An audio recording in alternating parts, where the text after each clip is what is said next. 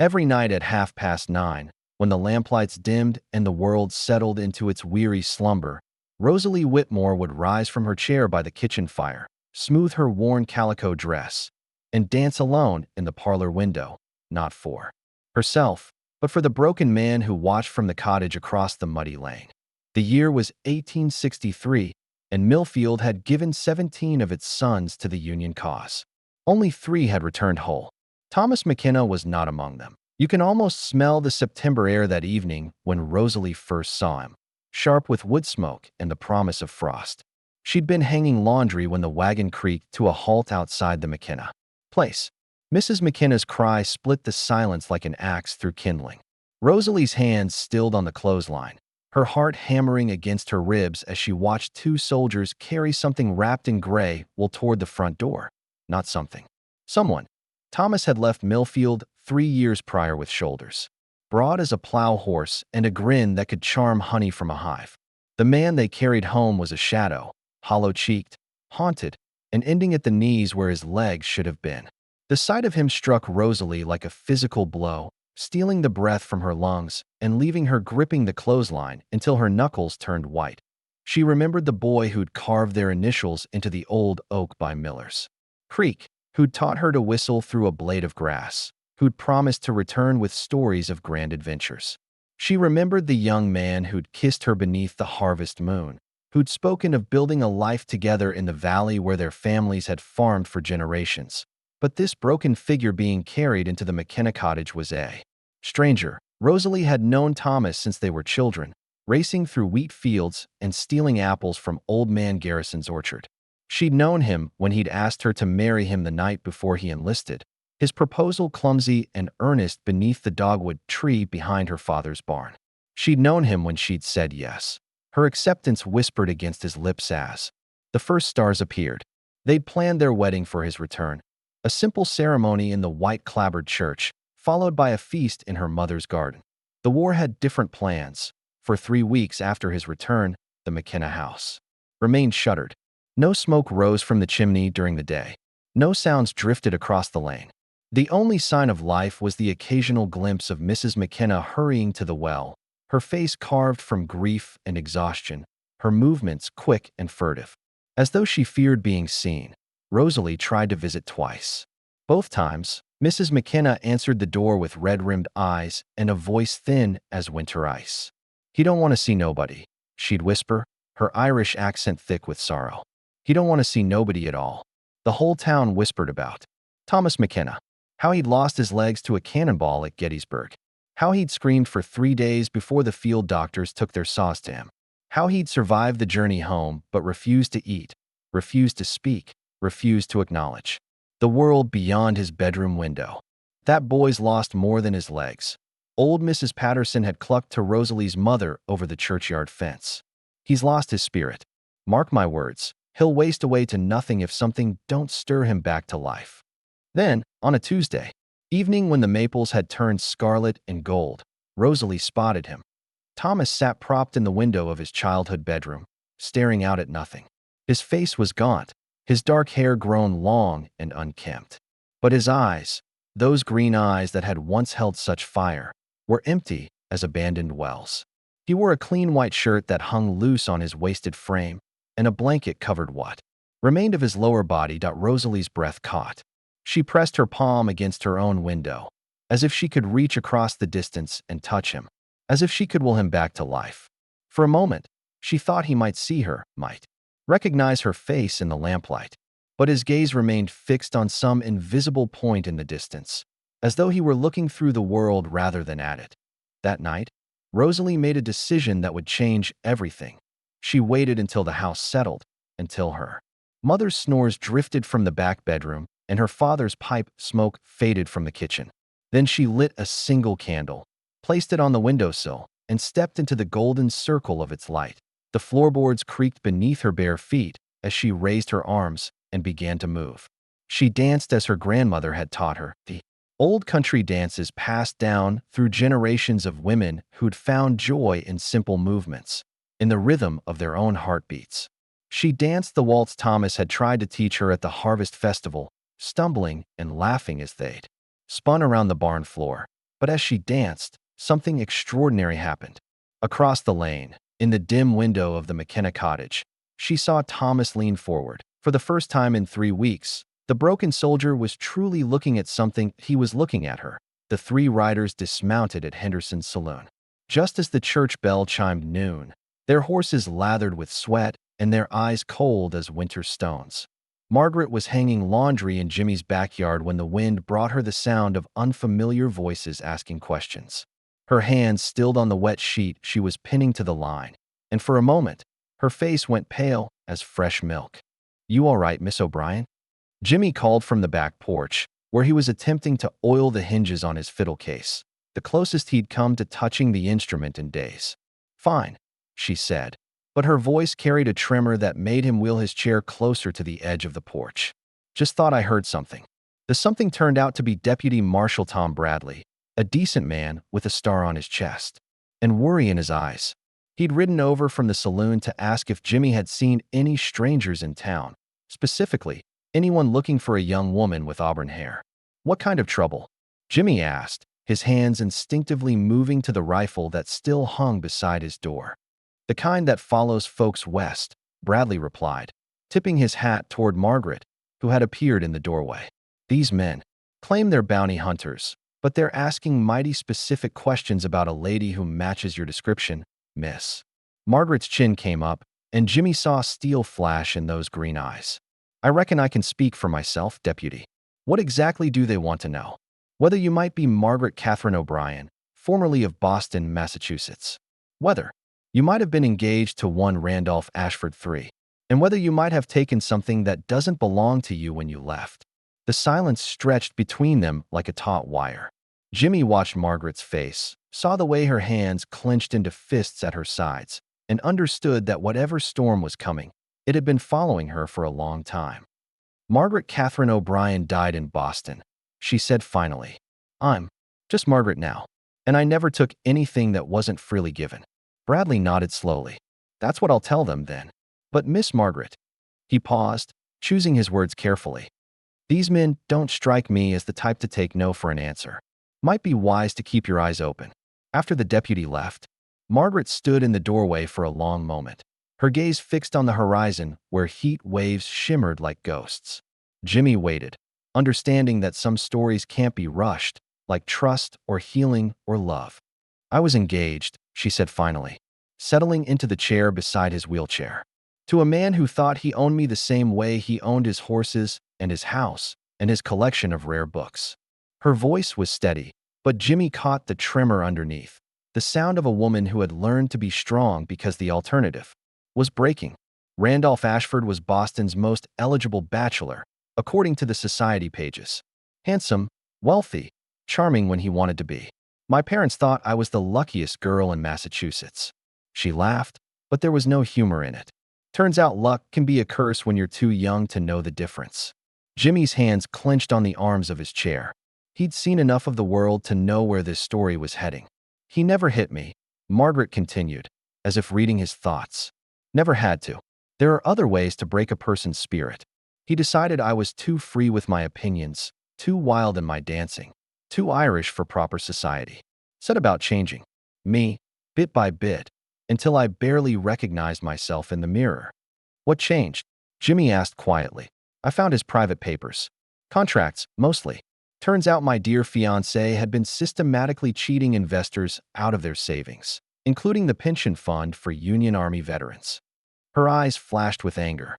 "Men like you, Jimmy. Men who gave everything for this country and deserved better than to have their futures stolen by a snake in an expensive suit." Jimmy felt something cold settle in his stomach. "You took the papers. I took the evidence.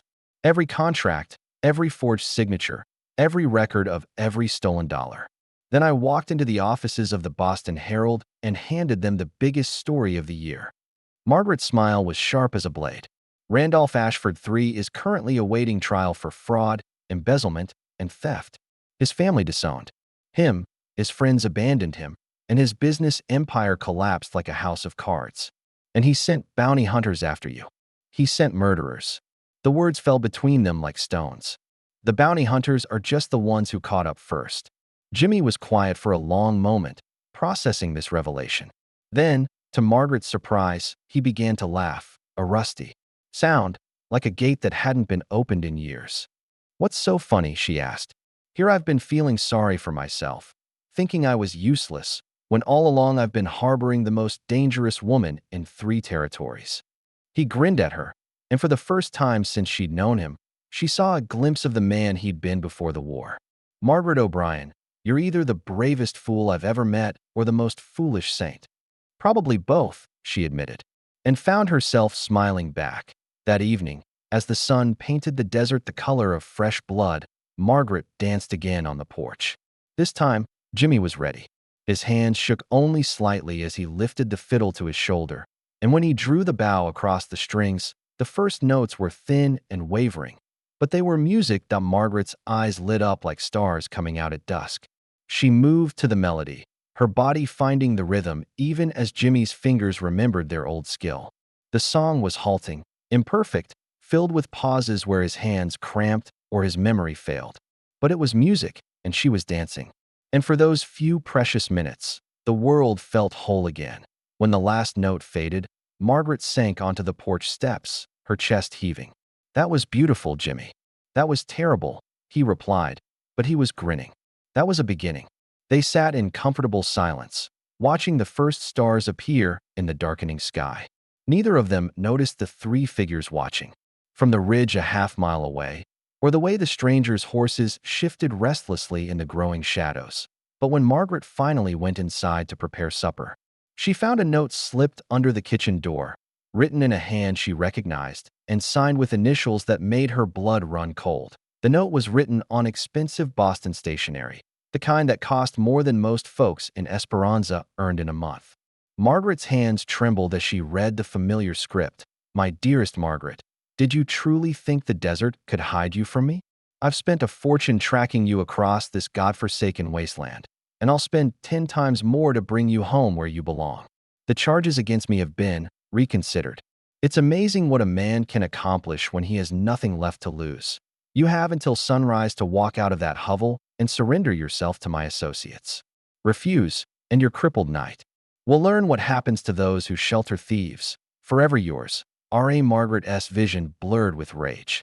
She crumpled the note and threw it into the fire, watching the expensive paper curl and blacken.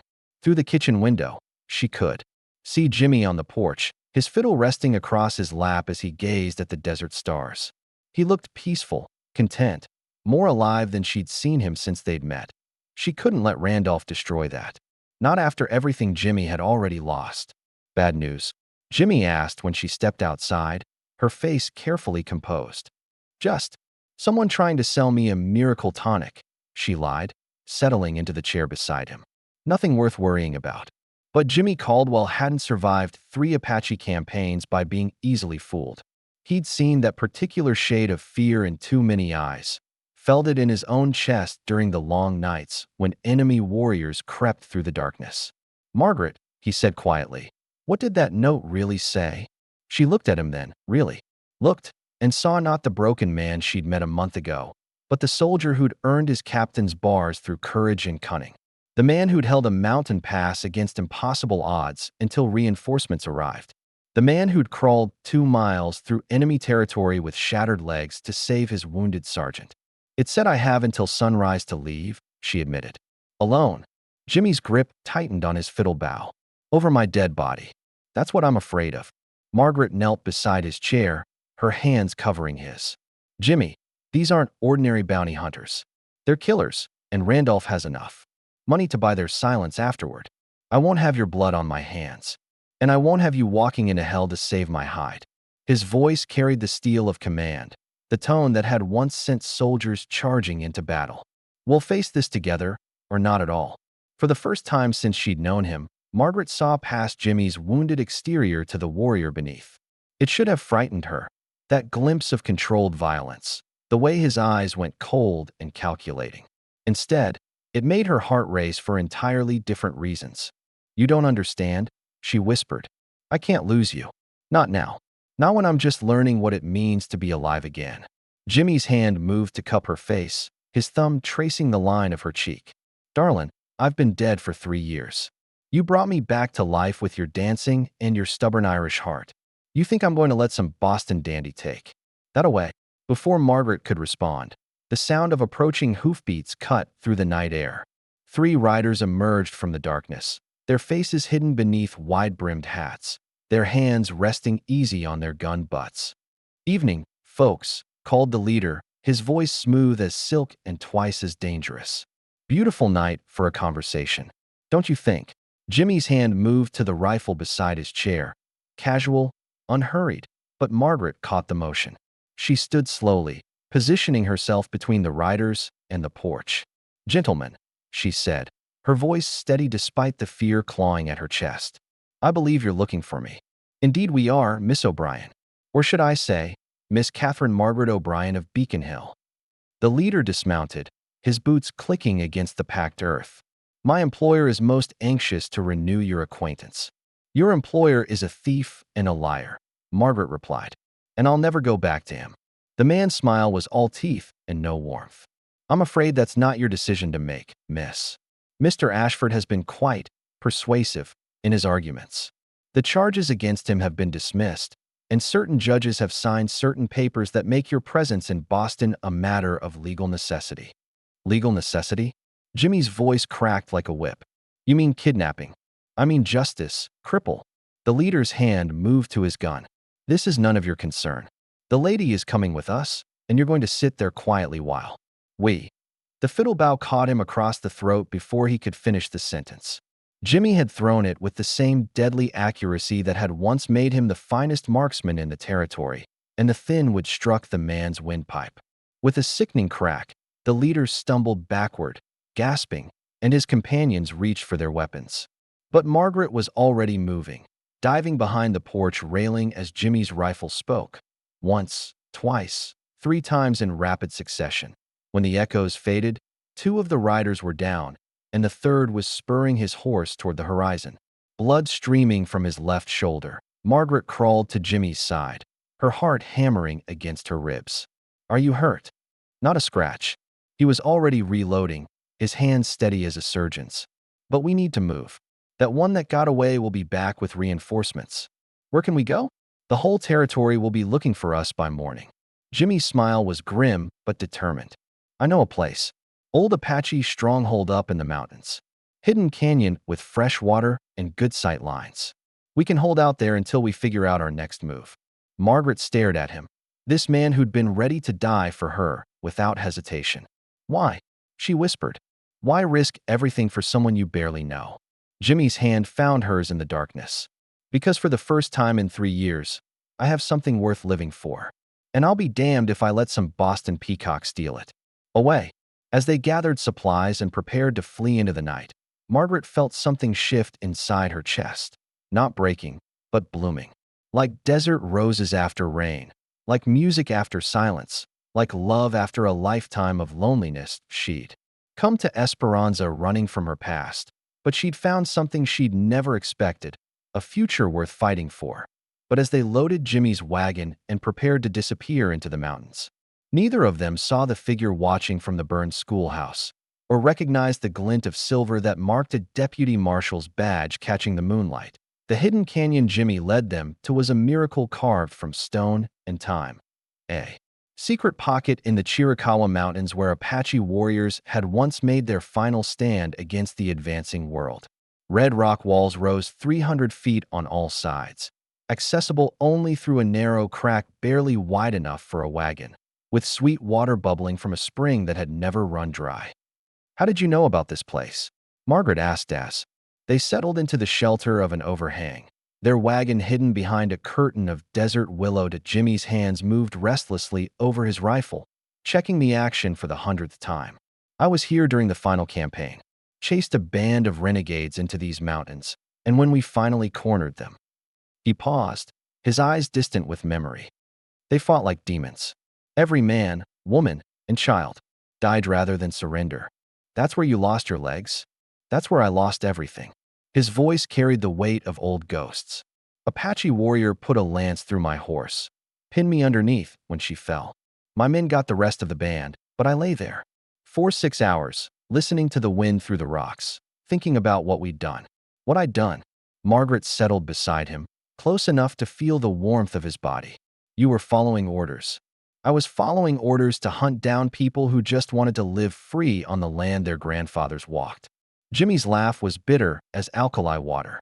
Took losing my legs to understand that sometimes the real enemy isn't the one shooting at you, it's the one giving you orders to shoot.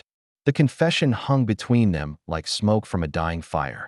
Margaret had seen glimpses of the warrior in Jimmy, but this was the first time she'd truly understood the man, not just wounded, but haunted, carrying guilt heavier than any physical burden. That's why you helped me, she said quietly. Not just because you care about me, but because you know what it's like to be hunted. Maybe, or maybe I just figured it was time to be on the right side of a fight for once. They spent the next 2 days waiting, watching, planning. Jimmy proved to be a different man in the wilderness, alert, capable, moving through the canyon. With surprising grace despite his chair. He'd modified it over the years, adding thicker wheels and better bearings, turning it into something between a mobility aid and a weapon of war.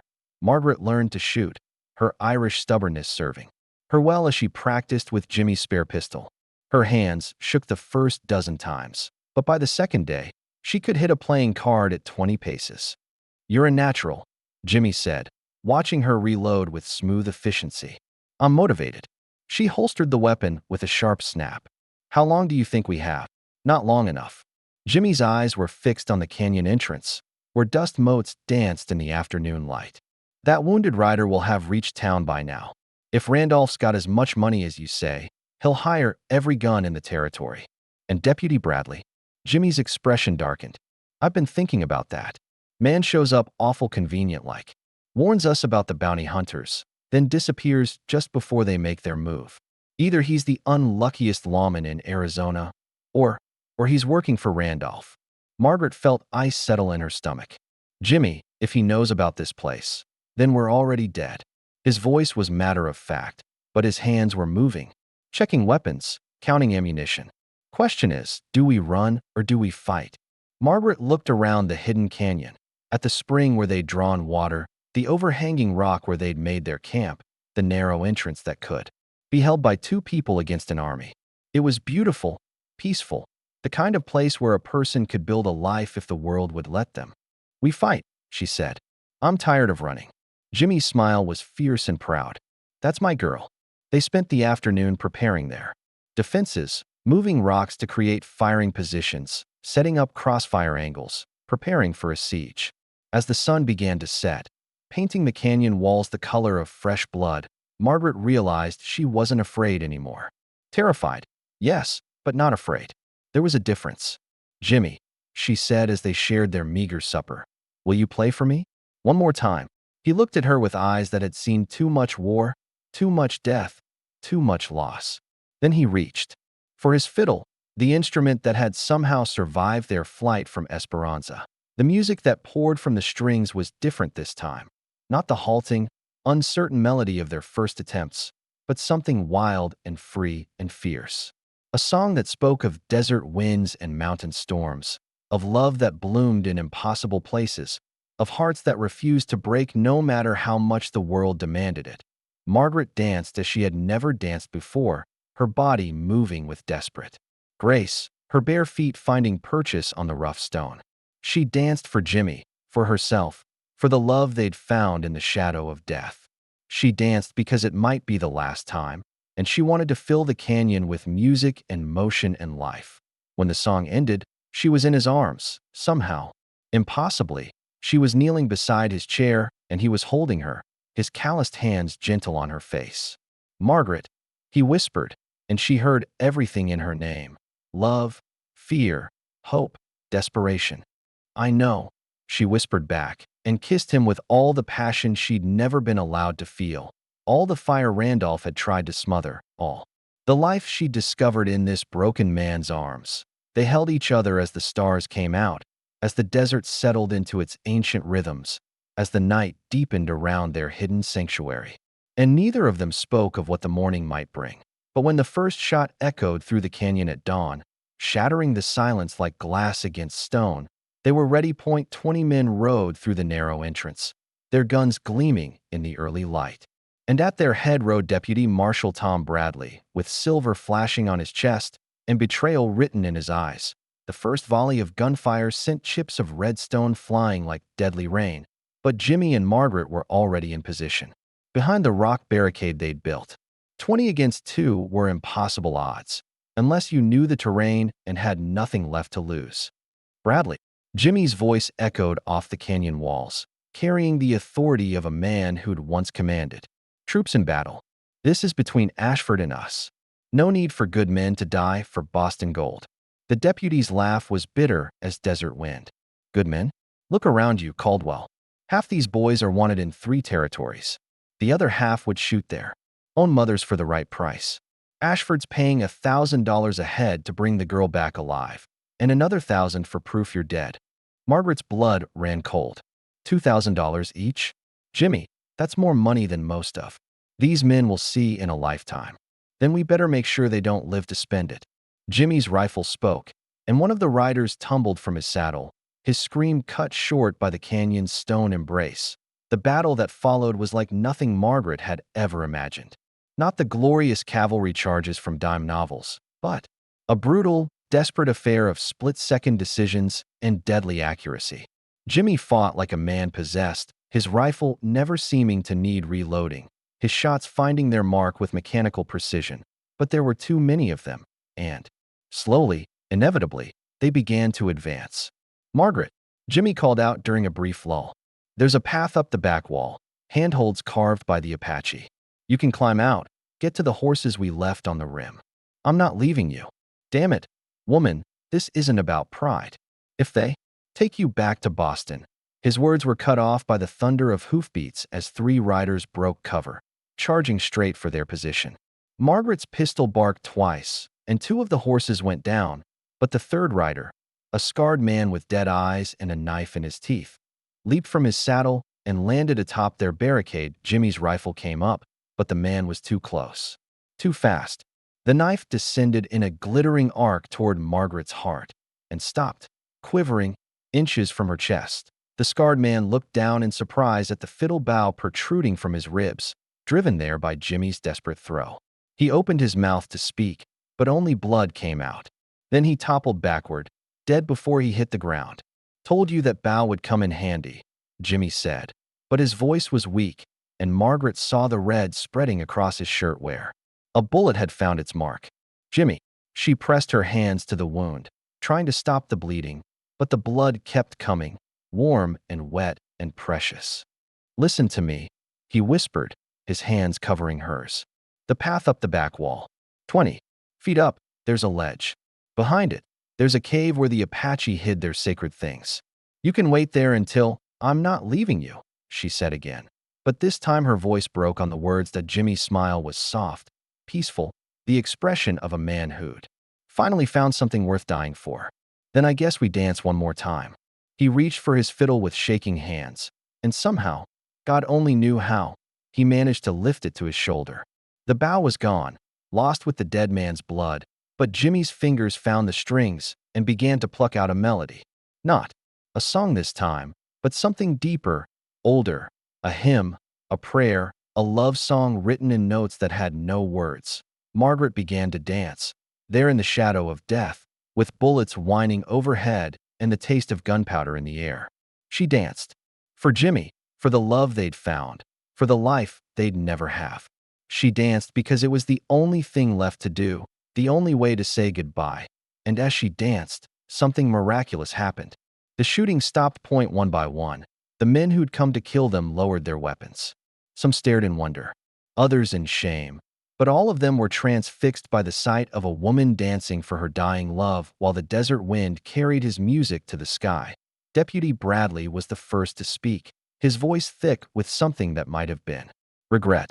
Jesus, Mary, and Joseph, he whispered. What have we done? The spell was broken by a single rifle shot from the canyon rim. Randolph Ashford stood silhouetted against the morning sky, his expensive suit dusty from the ride, his face twisted with rage and jealousy. Enough, he screamed. She's mine. She's always been mine. But as he raised his rifle for another shot, the canyon itself seemed to rebel. The walls echoed with the sound of galloping hooves. and suddenly the rim was lined with riders, real lawmen this time, led by a territorial marshal with a badge. That wasn't bought and paid for. Randolph Ashford, the marshal called out, "You're under arrest for conspiracy, attempted murder, and bribing a federal officer." The rest happened quickly. Ashford's capture, Bradley's confession, the revelation that Margaret's evidence had never been discredited, only temporarily suppressed by Ashford's money and influence. The charges against him had been refiled, and this time there would be no escape, but Margaret barely heard any of it. She was kneeling beside Jimmy, his head cradled in her lap, watching the light fade from his eyes. "Don't you dare," she whispered, fiercely. "Don't you dare leave me now." Jimmy's hand found hers, weak but steady. "Never," he whispered. "Never leaving you. Just resting my eyes for a minute." And then he was still. Margaret held him as the sun climbed higher, as the marshals cleaned up the mess of bodies and betrayal, as the desert wind began to sing through the canyon walls. She held him and wept and refused to let go, until gentle hands pulled her away and told her it was time to go home. But where was home now? Boston held nothing for her, and Esperanza was just a place she'd passed through on her way to finding love. The answer came 6 months later, when she returned to the hidden canyon with a wagon load of supplies and a heart full of purpose. She built a small house beside the spring, planted roses in the red earth, and opened a school for the Apache children who lived on the reservation 20 miles away. Every evening, as the sun set behind the canyon walls, she would sit on her porch, with Jimmy's fiddle across her lap. She never learned to play it properly, but she could coax a few notes from the strings, enough to dance to, enough to remember. And sometimes, when the desert wind was just right, visitors claimed they could hear music drifting from the canyon. Music that spoke of love stronger than death, of hearts that refused to break, of roses that bloomed in the most impossible places. If this tale of love and courage touched your heart, like and share it with those who believe in the power of music to heal broken souls. And tell us in the comments, where are you listening from today, and what would you risk everything to protect?